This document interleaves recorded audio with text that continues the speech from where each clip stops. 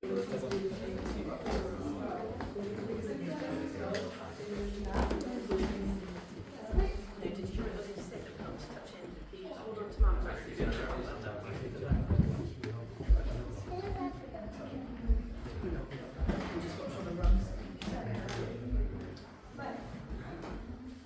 just going to stop here for a moment. I want to talk about the window here.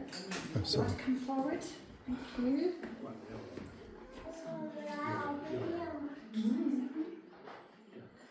Did the other gentleman come in? Another lady and a gentleman. My husband and daughter, she was sick just now, so he's going to wait outside. So, All right, okay, because the front door is going to be locked. So yeah, they're literally good. How long does the tour take? around an hour. Oh, that's absolutely fine. Are you sure? Yeah. Yes. Okay, that's fine. I'll just go and speak to your two guys. That's right. Back in one moment.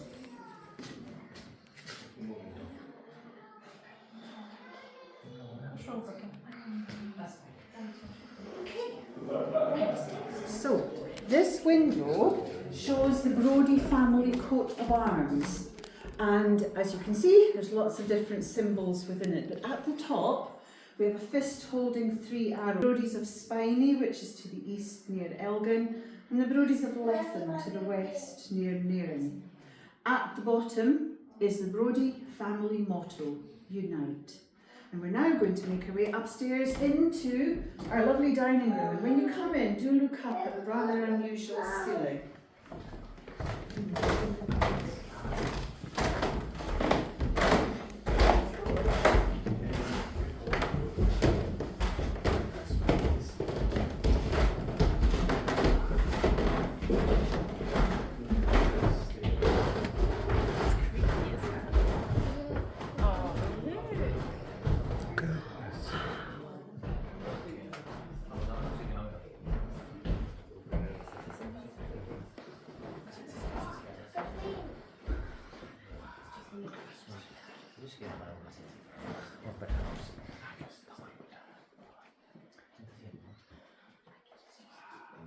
Our beautiful dining room is within the part of the castle constructed in the 1630s. And the beautiful ceiling you see here was added in the 1650s, believed to have been a wedding gift.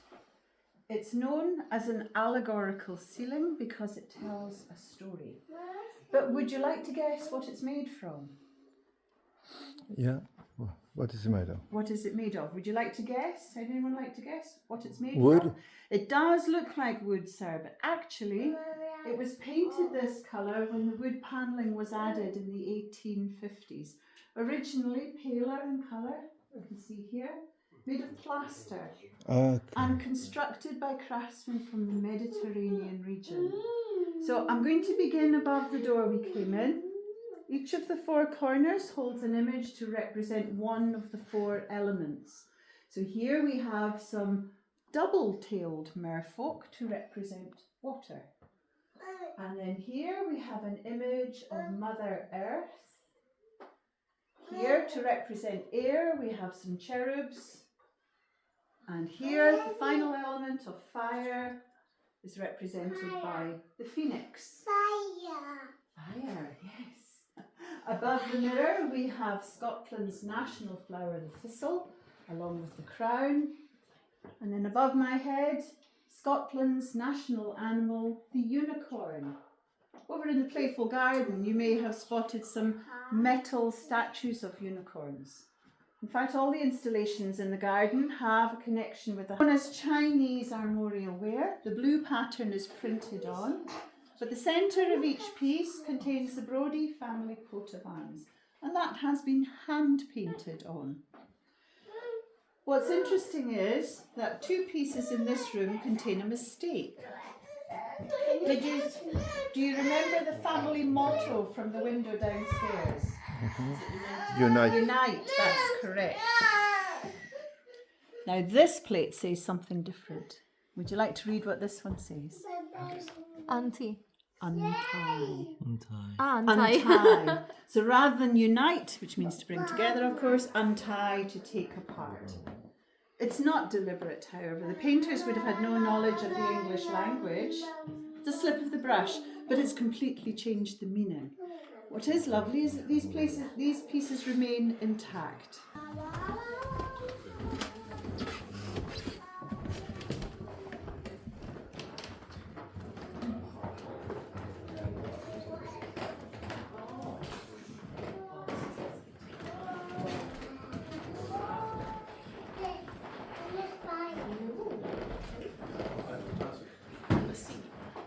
I'll show you which one we're allowed to sit on.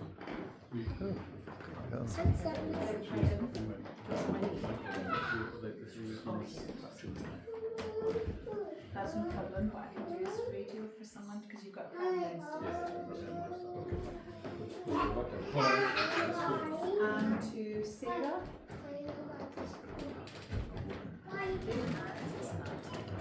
Are you still downstairs, Sarah?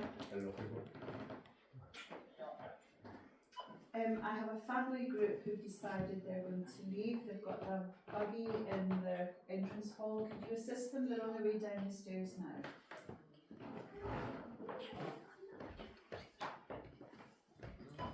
Thank you, Sarah. Thank you, ladies and gentlemen. How old are you, Wendy? 4. I thought you were very sensible. 4 years old. Are you starting school after the summer? Another year at nursery. Brilliant. Okay, so this room, ladies and gentlemen, is known as the Red Drawing Room for obvious reasons, as you can see. Didn't always look like this, however. This is one of the oldest parts of the castle. This was constructed in the 1560s. So this is part of the Z-plan Tower House. And this is where you would have entered the house at the time. The door we came in downstairs did not exist. That was a solid wall. Now we had to scurry through because it was a large tour party there. I will pause when we go back downstairs and talk about that area. But this at the time was the main entrance. So where you see those 3 windows, this was very different. Left and right were arrow slits to be used by archers in the event of an attack on the house. The central window was the main door. And at the time there would have been a wooden staircase to climb to access the castle. And it was made of wood because had there been an attack on the house, before the door was bolted shut, the staircase would be set alight. So just giving a little bit of extra time. And inside it also looked very different. The floor at the time was bare stone covered in rushes, and the walls also were bare stone and would have had tapestries hanging from them. Now, in the absence of those 3 large windows, and obviously the left and right were solid walls at the time, there would have been very little light in here. If I into our main drawing room.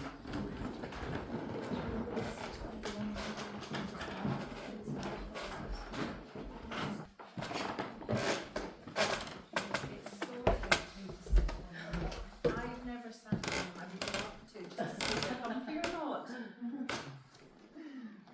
So this room is within the most modern part of the house. Began construction in 1824. You can see the different style and architecture. Much larger windows. No longer worrying about building for defence. We're building for comfort. And dare I say it, just to show off a little bit too. It is rather splendid.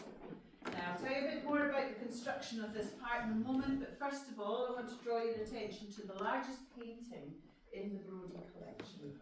And these are the 7 children who were born in India and came to Scotland after their father's death. We know this was painted very soon after they arrived in Britain because unusually for the time, they all have short hair. Their hair was cut short in case they caught head lice on the sea journey. It would have been easier to treat. But at the time it was fashionable for both boys and girls to have long hair. This was commissioned by the children's grandfather, James the 21st, painted by John Opie, a very well regarded Cornish painter. Subject matter is inheritance. So can you work out which of the 7 is William, who is going to inherit? The one with the red. Absolutely correct, sir. He's wearing red, so he stands out. He's also at the top. If you look again, you'll see he's the only one looking directly at you. William is being held by his eldest sibling. This is Margaret. So she's given some prominence. We can see the full length of her body. She's only 9 years old, so they are very young. However, Margaret's not going to inherit because besides William, she has one other brother. His name is George. Are you able to work out which of the remaining 5 children is George? The one at the blue. A lot of people think blue, but that's actually Otherwise, Louisa. the at the back of at her back. No, that's Jane at the back. The one with her arm around the little one is Jane. In the pink is Isabella. On the extreme right in the brown is Charlotte. The little one on the back of the dog is George. If you look at him, you'll see he's wearing a red shoe. This is the Interesting. clue to show that he is also one of the boys. Okay. And George, incidentally, is the child who was born after their father's death. It's utterly beautiful and very poignant. And in 1824, William at the top becomes the 22nd Brodie of Brodie when his grandfather passes away. He's a very ambitious young man. He's not actually satisfied with the castle that he has, and so he has plans drawn up to extend. Actually a replica, which came here in 2016, but the original is still underneath. The original was purchased at the Great Exhibition in London in 1851. And the trust realised that eventually that carpet would be destroyed with all the footfall in here. And so they commissioned this replica from the same company who created the original, Axminster. And as I said, it came here in 2016. Now they needed up the spiral staircase.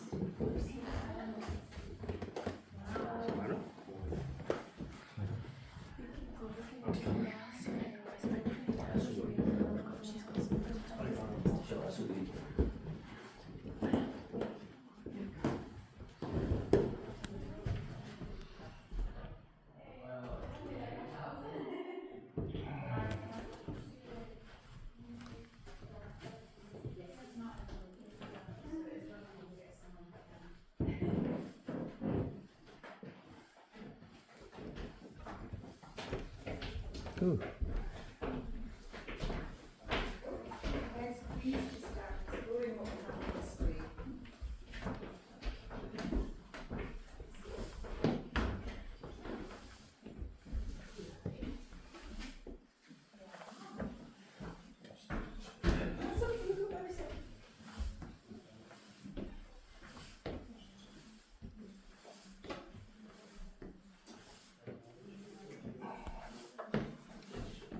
Now this is the stairs that you refer to, which is a little bit Yes. You can see how worn they Yeah, are, yeah, the surfaces. fantastic.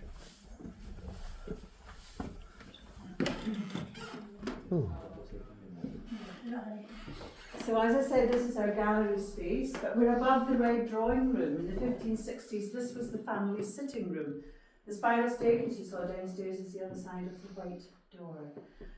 This exhibition was chosen this year because Glasgow has just been hosting the Commonwealth Games. The closing ceremony will be later on this evening.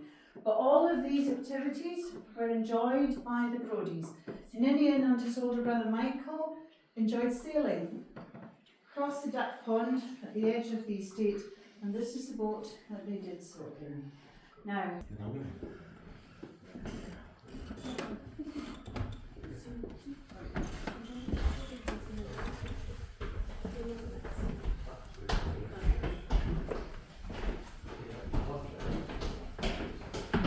Gatos weer.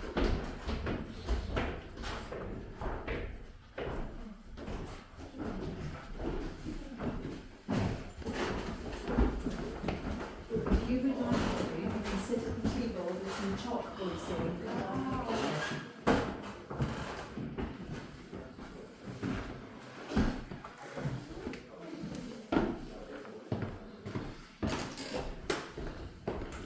Daar dus. Yes.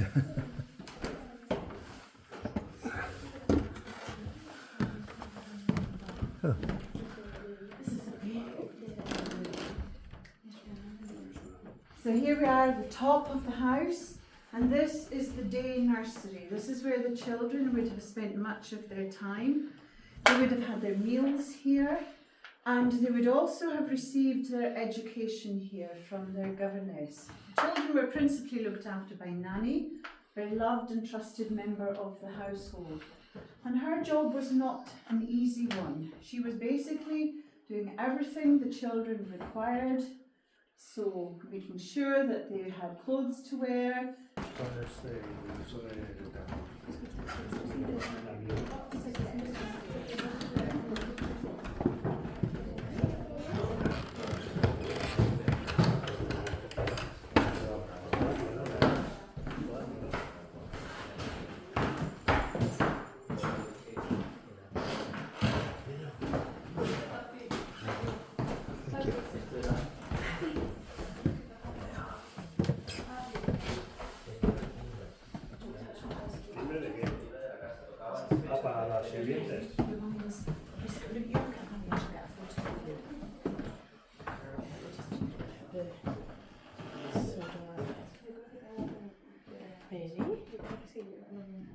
Good girl. So, ladies and gentlemen, this was indeed the night nursery when the children were very young. As babies, they would sleep next door in a crib next to Nanny. So Nanny's job really was full time, 24 hours a day, looking after the next generation of Brodies. So she was very trusted. And then when they were old enough, they would come and sleep in the copped bed, and then later the bed with the guardrails. And once they were old enough, to another part of the castle where they would get their own bedroom. You think they're lovely? It's like her little sister's cot. Is that right? This is where you have The nanny saloon.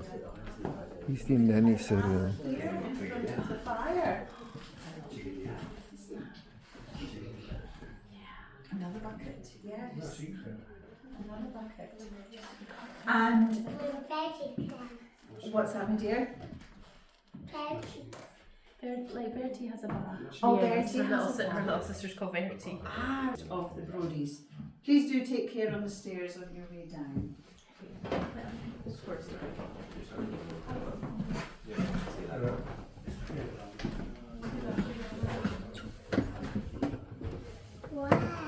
Wow, it's a nice and good. Don't touch it. I'll hold your hand, okay? But these next stairs are really big, so you've got to hold my hand, okay? Sweetheart, the very first sleep, okay? Get your hands please.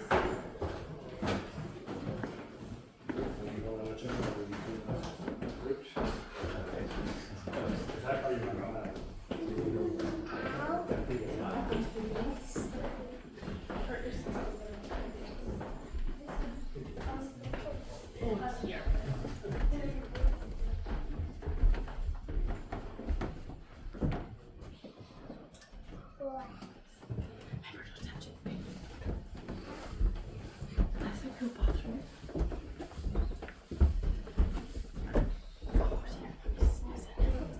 So into the left. This one here, please. Yes.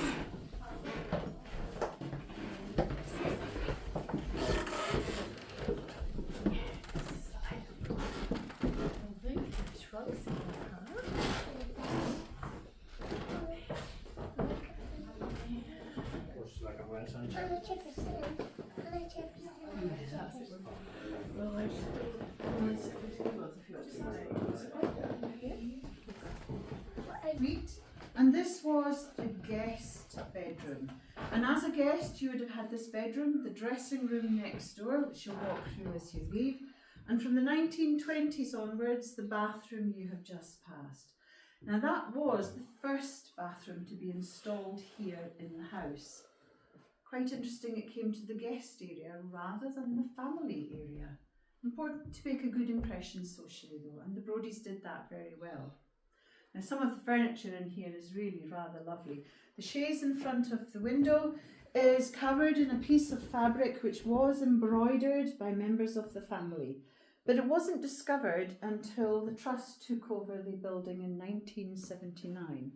They compiled an inventory of everything in the castle, and this beautiful piece of fabric was found neatly folded in a cupboard. But it was decided to use it, hence the reason it is displayed here. It's really rather lovely.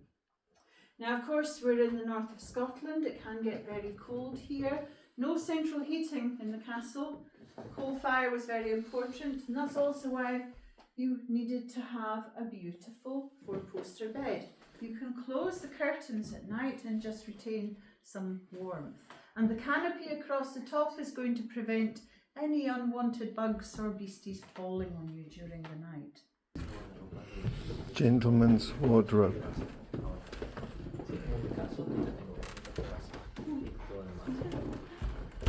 Ah,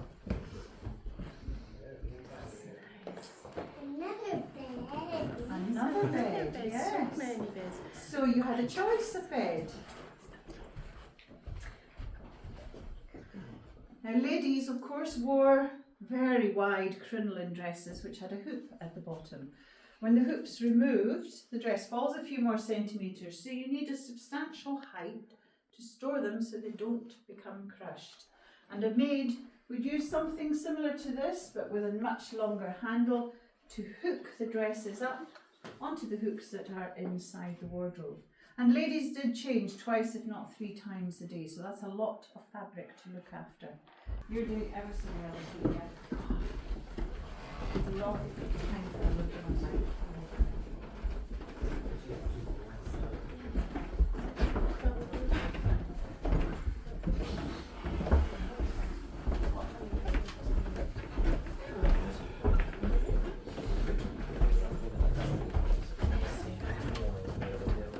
I call them the wonky stairs. Yes, that's a good word.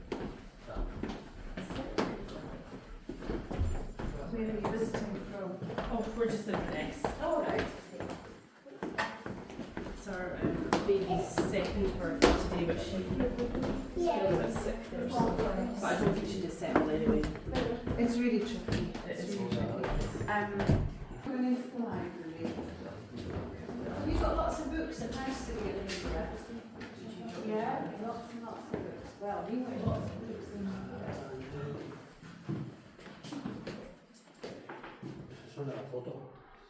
I see.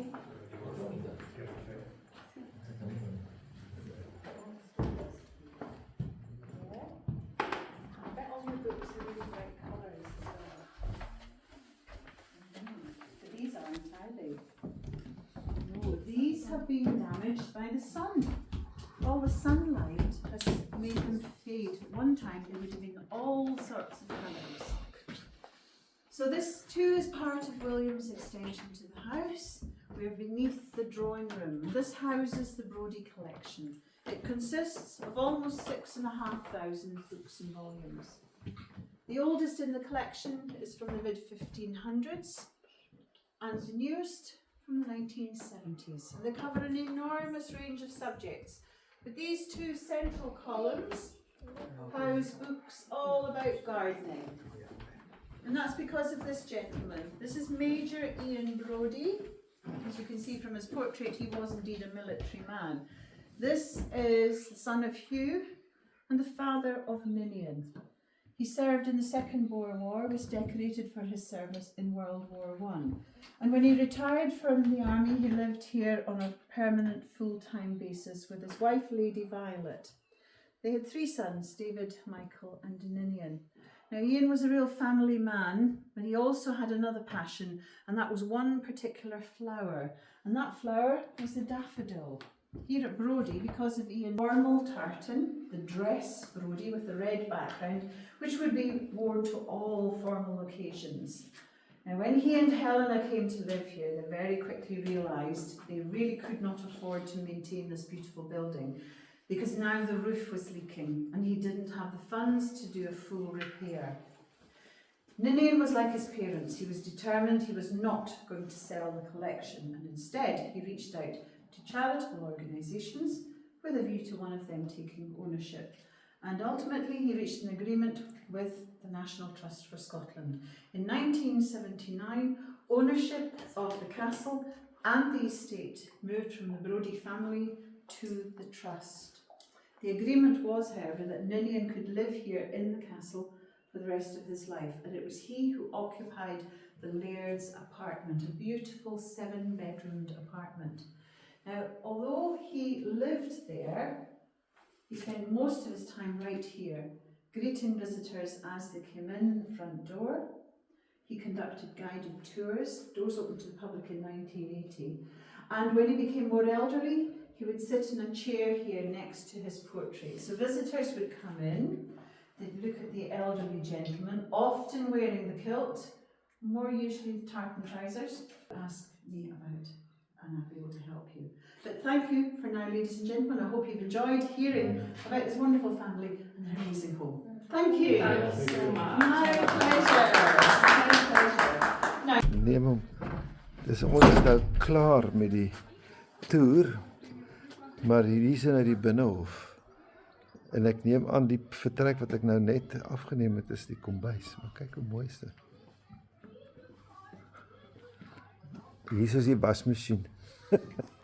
Dis die pres, nee, as die lakens is waarskynlik hoekom dit so groot is. Om die lakens deur te stoot en water uit te pars.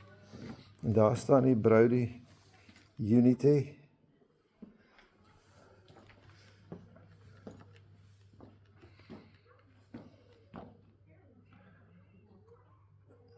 Interessant. Ok, hier is die melkery. The Victorian Dairy. Die karring, my ouma het ook sulke karrings gehad. Karringmelk gemaak daarvan. The Victorian Dairy.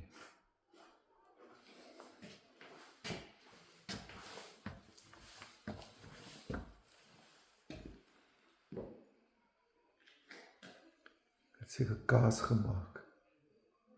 Of wat het hulle hier in hierdie erwepotte gemaak, wonder ek.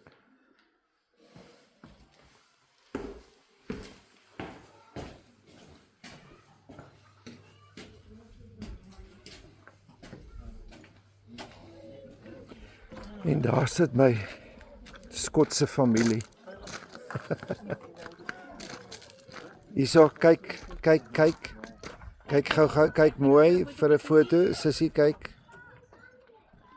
Hoekom sit jy nie hier nou neem ek vir jou 'n foto? Kyk jy. Maar wat het hom net gou gestop?